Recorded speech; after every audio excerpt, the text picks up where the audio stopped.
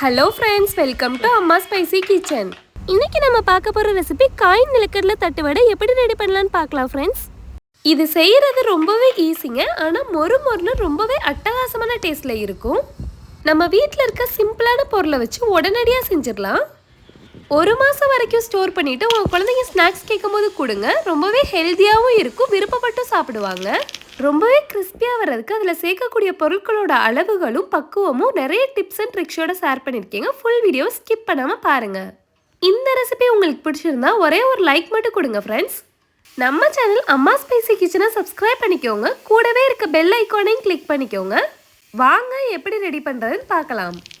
இந்த ரெசிபி செய்கிறதுக்கு முதல்ல மெஷரிங் கப்பில் 1/2 கப் நிலக்கடலை எடுத்திருக்கேங்க. பச்சை கடலையாக இருந்துச்சுன்னா இதை நல்லா வறுத்துட்டு தோல் நீக்கிட்டு எடுத்துக்கணும். வறுத்த கடலையும் எல்லா கடையிலையும் கிடைக்குதுங்க. அதை கூட வாங்கிட்டு க்ளீன் பண்ணி எடுத்துக்கோங்க. கிளாஸு கப்பு எதில் வேணாலும் 1/2 கப் அளவு எடுத்துக்கோங்க. அதுலேயே மற்ற எல்லா பொருட்களையும் அளவு எடுத்துக்கணும். இதை சுத்தமாக ஈரம் இல்லாத மிக்சி ஜாரில் சேர்த்துட்டு கொஞ்சம் குறப்பாக அரைச்சிக்கணும். நைஸாக அரைச்சிடாதீங்க. தட்டு வடையில் நிலக்கடலை கடிபடும் போது ரொம்பவே டேஸ்டாக இருக்கும். மாவு பிசைறதுக்கு அகலமான பாத்திரத்தை எடுத்துக்கணும். இப்போது அரைச்ச நிலக்கடலை சேர்த்துக்கலாங்க. கூடவே அரிசி மாவும் சேர்த்துக்கணும். கடலை எடுத்த கப்லேயே 1/2 கப் மாவு சேர்த்துக்கணுங்க. அதாவது 1 கப் கடலைக்கு 3 கப் அரிசி மாவு சேர்த்துக்கணும். நல்ல நயமான நைஸான மாவை சேர்த்துக்கோங்க. வீட்டில் இருக்க இடியாப்ப மாவு கூட சேர்த்துக்கலாம். இதை நல்லா கலந்து விட்டுட்டு தட்டுவடைக்கு தேவையான உப்பு சேர்த்துக்கிறேங்க. 1 டீஸ்பூன் அளவு சேர்த்துருக்கேன். 80% அளவு சேர்த்துக்கோங்க. தட்டு வடை பொரிச்ச பிறகு சரியான அளவாக இருக்கும். கூடவே 1 டீஸ்பூன் பெருங்காயப்பொடி சேர்த்துக்கலாம். கட்டி பெருங்காயமாக இருந்தால் தண்ணியில் கரைச்சிட்டு சேர்த்துக்கோங்க. அடுத்ததாக ஒரு சின்ன குழிக்கரண்டியில் 1 கரண்டி எண்ணெய் சேர்த்துக்கிறேன். இது சூடு பண்ணாத எண்ணெய் தாங்க. இதை சேர்த்துட்டு நல்லா கலந்து விட்டுறணும். திரும்பவும் 1/2 குழிக்கரண்டி, அதாவது 1 டேபிள் ஸ்பூன் எண்ணெய் சேர்த்துக்கிறேன். மாவில் எல்லா பக்கமும் படுற மாதிரி கலந்துக்கிறலாம். இதுக்கு பதிலாக பட்டர், நெய் எது வேணாலும் சேர்த்துக்கோங்க. இதே மாதிரி மாவு பிடிக்கும் போது உதிராமல் கெட்டியாக இருந்துச்சுன்னா நம்ம சேர்த்த எண்ணெய் சரியான அளவு. உதிரியாக இருந்துச்சுன்னா திரும்பவும் எண்ணெய் சேர்த்து கலந்துக்கோங்க. இந்த பக்குவத்தில் நல்லா கலந்த பிறகு தண்ணி சேர்த்துக்கலாம். மாவு எடுத்த கப்லேயே 3 கப் தண்ணி சூடு பண்ணிக்கிறேங்க. சூடு தண்ணி தான் சேர்க்கணும், பச்சை தண்ணி சேர்க்கக்கூடாது. இது நல்லா ஹீட் ஆகிட்டு கொதிக்க தொடங்குற இந்த ஸ்டேஜில் அடுப்பை ஆஃப் பண்ணிடணும். எல்லா தண்ணியையும் மொத்தமாக சேர்க்காம கொஞ்சம் கொஞ்சமாக தெளித்து விட்டு கிளறி விட்டுக்கோங்க. இடியாப்பத்துக்கு மாவு பிசைகிற மாதிரி கிளறி விடணும்.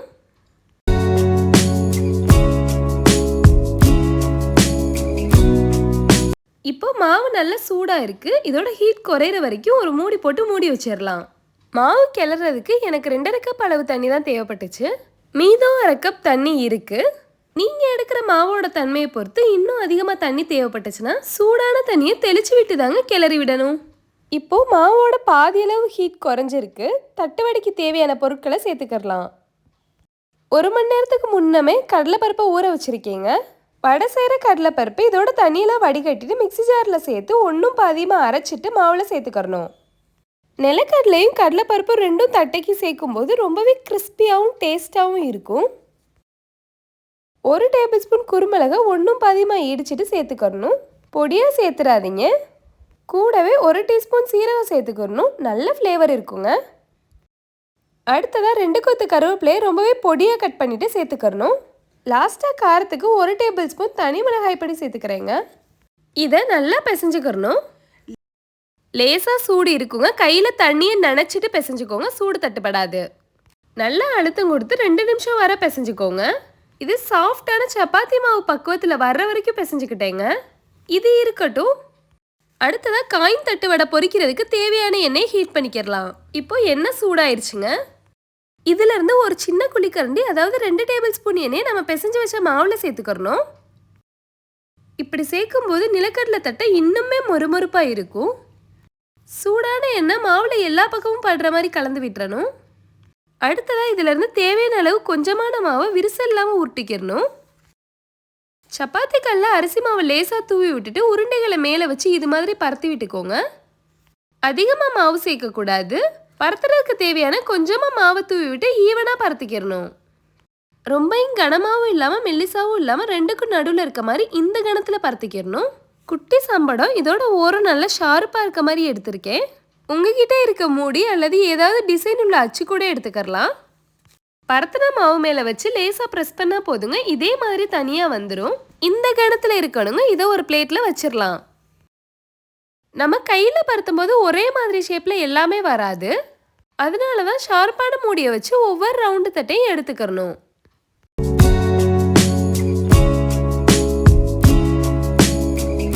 இதே மாதிரி எல்லாமே பருத்திட்டு தட்டு வடை ஆக்கின பிறகு பொரிக்கணும். அப்போதான் ஈஸியாகவும் சட்டுன்னு ஃப்ரை பண்ண முடியும். இந்த தட்டைகளை அப்படியே எண்ணெயில் சேர்க்கும் போது பூரி மாதிரி உப்பி வரும். அதனால ஃபோர்க் ஸ்பூன் இருந்துச்சுன்னா இதே மாதிரி ஹோல் போட்டு விட்டுக்கோங்க. மாவு பொங்காமல் உள்ள வரைக்கும் நல்லா வெந்து கிறிஸ்பியாக இருக்கும். ஒரு சின்ன பீஸ் மாவு எடுத்து சூடான எண்ணெயில் சேர்த்துக்கிறேங்க. உள்ளே போயிட்டு உடனே மேலே பொங்கி வந்துருச்சுன்னா எண்ணெய் நல்லா சூடாயிருச்சு. பாத்திரம் கொள்கிற அளவு தட்டைகளை சேர்த்துக்கிறணும். தீயை குறைச்சி வச்சிங்கன்னா எண்ணெய் இழுக்கும். அதிகமாக வச்சிங்கன்னா வெளியே கருகிட்டு உள்ளே வேகாமல் இருக்கும். அதனால மீடியத்துக்கு மேலேயே வச்சு பொரிக்கணும். ஒரு பக்கம் நல்லா வெந்து எண்ணெயோட சலசலப்பெல்லாம் குறைஞ்ச பிறகு அடுத்த சைடு திருப்பி விட்டுக்கோங்க. 2 பக்கம் நல்லா வெந்து செவந்து கோல்டன் கலர் வரும்போது எண்ணெயிலேருந்து வெளியே எடுத்துடலாம். இதே மாதிரி எல்லா தட்டைகளையும் பொரிச்சு எடுத்துக்கலாங்க. அவ்வளோதாங்க, காய் நிலக்கடலை தட்டு வடை சூப்பராக அட்டகாசமான டேஸ்ட்டில் ரெடி ஆயிடுச்சு. இதோட சூடு நல்லா குறைஞ்ச பிறகு ஏர்டைட்டான பாக்ஸில் ஸ்டோர் பண்ணிக்கோங்க. 1 மாதம் வரைக்கும் பழுத்து போக மொறுமொறுப்பான டேஸ்ட்லேயே இருக்கும். இந்த ரெசிபி பிடிச்சிருந்தா ஒரே ஒரு லைக் மட்டும் கொடுங்க ஃப்ரெண்ட்ஸ். இந்த காயின் தட்டு வடையை உடச்சி காமிக்கிறேங்க. ரொம்பவே கிறிஸ்பியாகவும் உள்ள வரைக்கும் மொறுமொறுப்பாகவும் இருக்குங்க. இதே மாதிரி நீங்களும் ட்ரை பண்ணி பார்த்துட்டு உங்கள் ஃபீட்பேக்கை மறக்காமல் கமெண்ட் பண்ணுங்கள் ஃப்ரெண்ட்ஸ். இன்ஷா அல்லாஹ் இதே மாதிரி சூப்பரான ரெசிபி அடுத்த வீடியோவில் பார்க்கலாம். அஸ்ஸலாமு அலைக்கும் ஃப்ரெண்ட்ஸ்.